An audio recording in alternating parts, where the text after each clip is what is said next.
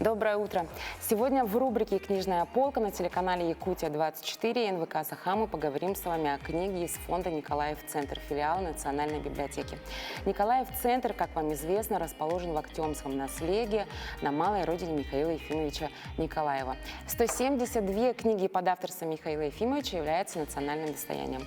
Особое место в трудах Михаила Ефимовича занимает изучение политических, экономических, социальных преобразований зарубежных стран, в том числе Китайской Народной Республики. В этом году Михаил Ефимович в книжный фонд «Николаев-центр» передал в дар трехтомное издание «Книги перемен» древнего философского трактата Китая в переводе Бронислава Виногродского.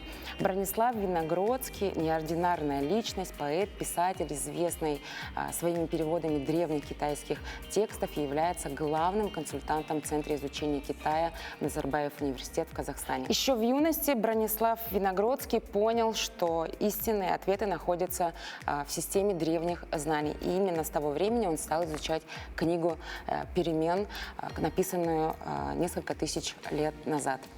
В основу этого трехтомного издания положен текст гигантского компендиума Джоу Джиджун, составленный в начале 17 века великим китайским ученым Ли Гуанди.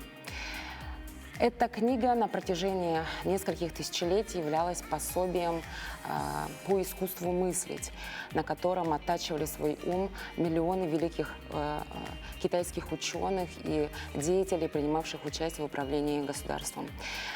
Ибо считалось невозможным занимать хоть какую-то государственную должность без знания книги перемен.